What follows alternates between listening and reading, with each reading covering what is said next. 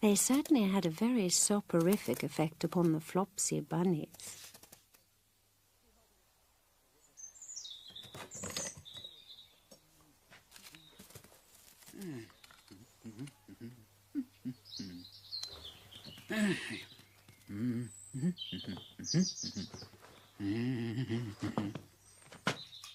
Just before midday. Time for my dinner. Oh, the wee beastie. I'll have no seeds left at all. If this carries on, I shall have to borrow a cat from Miss Potter.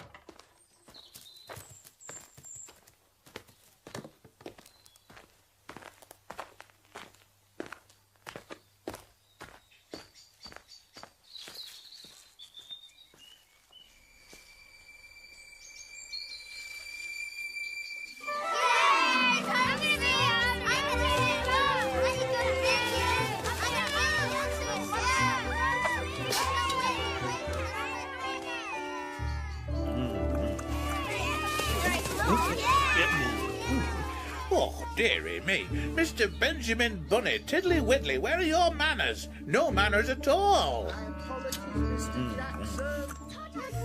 When Benjamin Bunny grew up, he married his cousin Flopsy. They had a large family, and they were improvident and cheerful.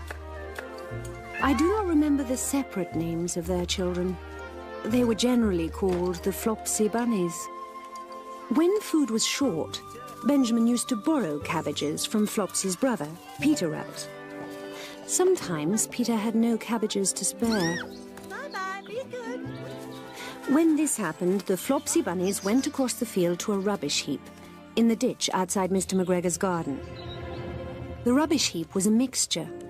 There were jam pots and paper bags, and mountains of chopped grass from the mowing machine, and some rotten vegetable marrows, and an old boot or two. One day there were a quantity of overgrown lettuces, which had shot into flower. Oh, how vexing.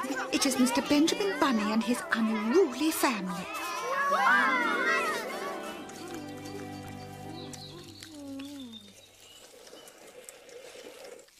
Ah, good. We'll be finished and gone before he's through with that. Good afternoon, ma'am. Pray excuse my youngsters. They've waited over long for their lunch today. Then I think I shall withdraw, Mr. Benjamin, before I am eaten in mistake for a lettuce. That would never do, ma'am. That would never do at all. Oh, they are such bouncy bunnies and so untidy. Mrs. Tittlemouse lived alone in a bank under a hedge. Such a funny house. There were yards and yards of passages leading to storerooms and nut and seed cellars. There was a kitchen, a parlour, a pantry, and a larder. Also, there was Mrs. Tittlemouse's bedroom, where she slept in a little box bed. Mrs. Tittlemouse was a most terribly tidy, particular little mouse, always sweeping and dusting the soft, sandy floors. Sometimes a beetle lost its way in the passages. Shoo, shoo, little dirty feet. Your house is on fire, Mother Ladybird. Fly away home to your children. Beg pardon. Is this not Miss Moffat's? Go away. Oh, no, forgive me. My mistake. I'm awfully sorry. Oh, no, please, sorry. Over Sorry. my nice, clean Forgive me. house. Hey, courage and way, Longshanks. Mrs. Tittlemouse does not like uninvited guests. I do believe I can smell honey. I shall go to my furthest storeroom and fetch cherry stones and thistledown seed for my dinner.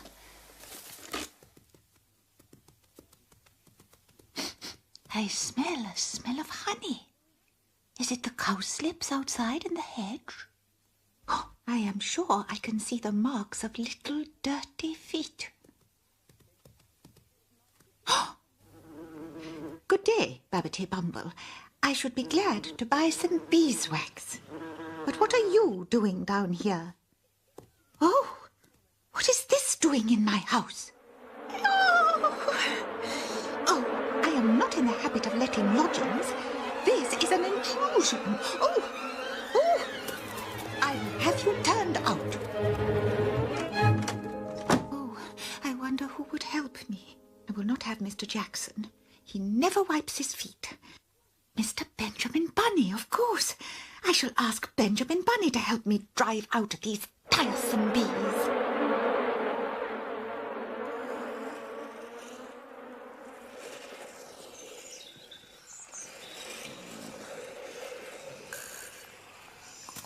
Oh, dear. They are all asleep. Where is Mr. Benjamin?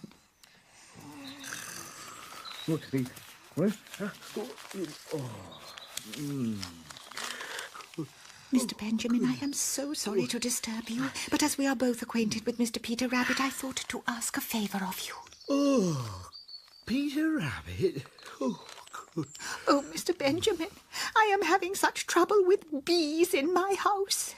Yes, indeed, my very tiresome creature. I had to pull this bag over my head to get any sleep at all. Oh, dear. Good day, Mrs. Mouse. Oh, dear, have those rabbits been greedy again? Oh, Mr. Redbreast, could you help me with my bees? Bees, Mrs. Mouse? Bees? Nasty-tasting creatures. I prefer a nice fat caterpillar myself. Oh, dear. What shall I do? Well, here's my dinner coming now. Who is that? Mr. McGregor. He's bringing the grass cuttings to the rubbish heap. That's where I find the caterpillars. The Flopsy Bunnies! Mr. McGregor is sure to see the Flopsy Bunnies. He must do. He'll catch them and put them into his sack. And then Mrs. McGregor will put them in a pie with gravy and a crust. We must wake them up. We must warn them quickly. You must all wake up. You are in danger. Wake up! Wake up! Wake up! Wake up! Wake up! Wake up! Hurry up! Stop it, you're tickling me. Come on! Mr. Benjamin, wake up! Wake up! Oh, what? Hey, aye.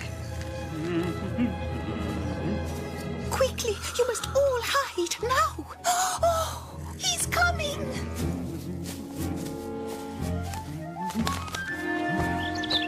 Oh, hello, my little friend. You'll be wanting your caterpillars, I'll be bound. Nice fat caterpillars you're after, I'm sure. Well, there'll be more than one nice fat titbit hidden amongst this grass. I can assure you of that, my wee friend. Good night, Mother. There you are, my friend. See what you can find there. Eh? Well, that's very curious. Aha! Ho, ho, ho, ho, ho. 1, 2, 3, 4, 5, 6 little rabbits. Oh!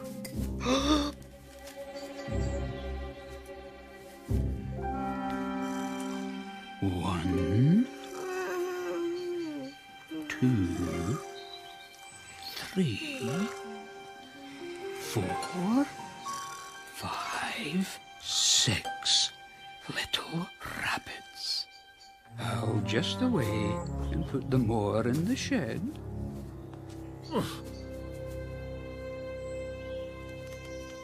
He's gone! He's gone! Come out! Come out! Oh, dear. What a to-do! Oh, the poor wee scamps. Up here! Up here! He's left them up here! Quickly, Mr. Benjamin. Can you hear them? Benjamin! Oh, What is going on here? Flopsy, my dear, you gave me such a fright. I thought it was... Mr. McGregor has caught your babies and put them in this sack. My babies? Mr. McGregor! Oh, quickly, Benjamin. Don't you sit there. Let them out. Let them out. Oh, Benjamin, quickly do it. Oh, It's too tight. It's too tight.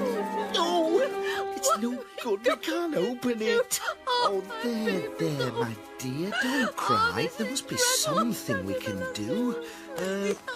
I'll fetch my father. Cousin Peter might think of something. Why, Mrs. Mouse, whatever can you be doing? Mrs. Tittlemouse, how clever of you. Quickly, Benjamin. Help them out, Benjamin. That's it, quickly.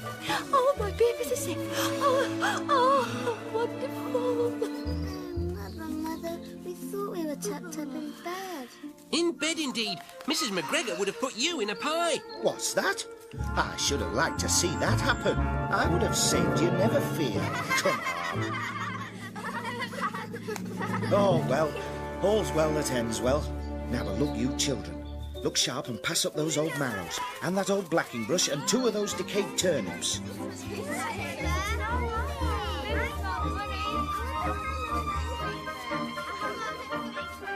And so they stuffed the sack with rubbish and closed up the hole with a thread. Then they hid under a bush to see what Mr. McGregor would do on his return. But Mrs. Tittlemouse was so alarmed at the prospect that she said good day and scuttled off, back to her home. But what a surprise awaited her on her return.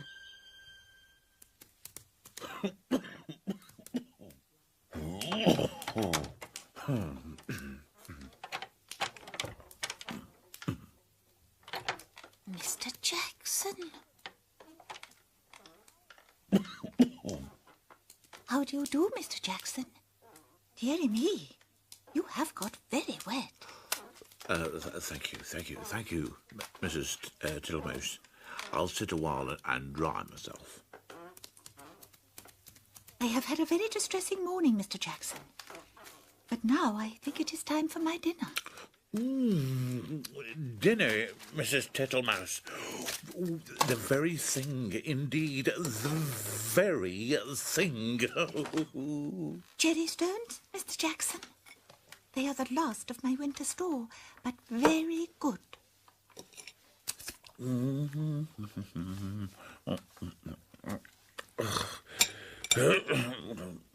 Oh. No teeth. No teeth. No teeth. Why, Mr. Jackson, I declare. No teeth. No teeth at all. Thistledown seed, Mr. Jackson. These are very soft. Tiddly widdly widdly. Poof, poof, poof.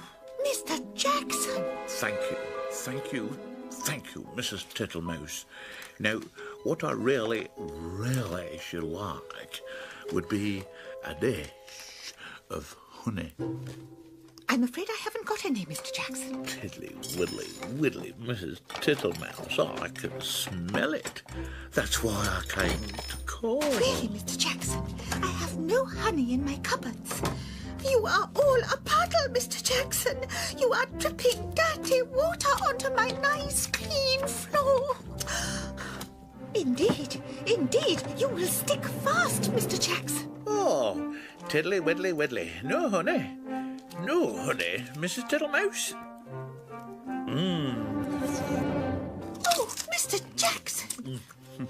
Oh, is it in here, Mrs. Tittlemouse?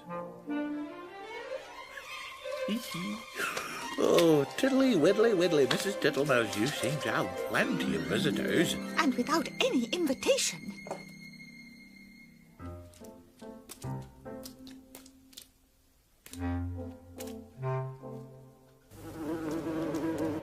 Oh, Mr. Jackson, here is Babbity Bubble. Oh, Mr. Jackson.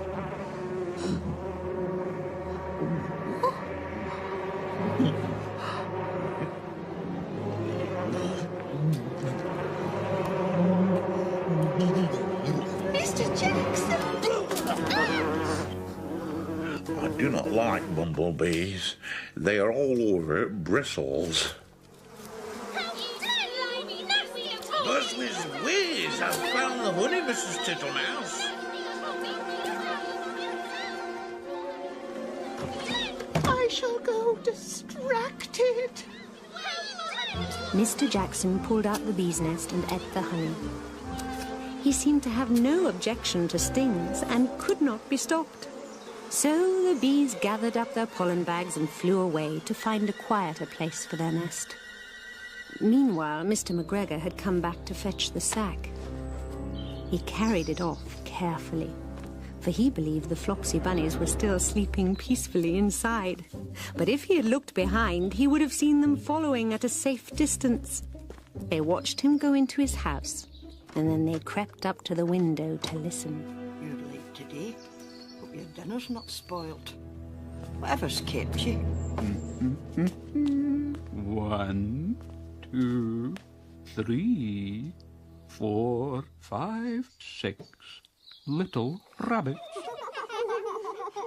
What have they been spoiling now? 1, 2, 3, 4, 5, 6 fat little rabbits. 1, 2, 3, Don't be 4. so silly. What do you mean, you silly man? In the sack. 1, 2, 3, 4, 5, 6. Well, they must be off the old rabbits. They're very hard, and every one a different shape. They're not fit to eat. But the skins'll do fine to line my old cloak. Line your old cloak? I shall sell them and buy myself baccy. Rabbit tobacco! I shall skin them and cut off their heads. Oh, what's this? My old blacking brush. The marrows I threw out yesterday. Rotten turnips. You silly man, you made a fool of me, and you've done it on purpose. The wee beasties. They've got the better of me. Again! I've got you. One, two, Oh, my three, little one, are you 4, all right? 5, Oh, let me And I tell you, there were 6 fat rabbits in that sack. You take me for a fool, John McGregor. Am I to believe the fairies changed them into marrows? Well, I Give never your did. tongue a rest, woman, I'm telling you. Benjamin and Flopsy thought it was time to go home. The youngest Flopsy bunny was not much hurt and was soon playing with his brothers and sisters again. But none of them ate lettuces in Mr. McGregor's garden for a long time afterwards. It has nothing to do with not wearing my hat in the sun, you silly old woman. Never had anything like it in my life. It's certainly nothing to do with the garden, I can tell you that. Where are you, you wee beasties? I know you're in there. Come out. Come out. 6 wee rabbits making a fool of John McGregor.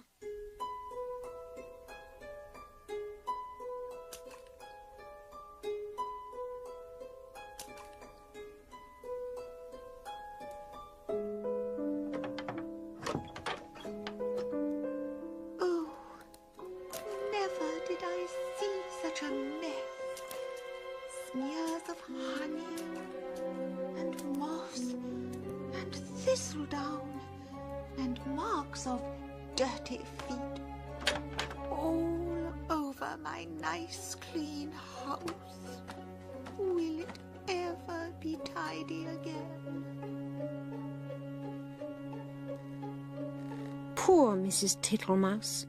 But the next morning she got up very early and began a spring cleaning, which lasted a fortnight. First she fetched some twigs and made the front door narrower so that Mr. Jackson should not get in again.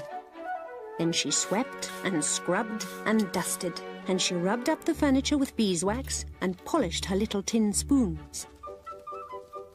When it was all beautifully neat and clean, she gave a party to 5 other little mice, without Mr. Jackson. He smelt the party and came up the bank, but he could not squeeze in at the door. It was such a happy party. Mrs. Tittlemouse had quite forgiven Mr. Jackson. And although she had no food to suit his tastes, he sat outside in the sun all afternoon, and they handed him acorn cupfuls of honeydew. And he was not at all offended. Tiddly widdly widdly. Your very good health, Mrs. Tittlemouse.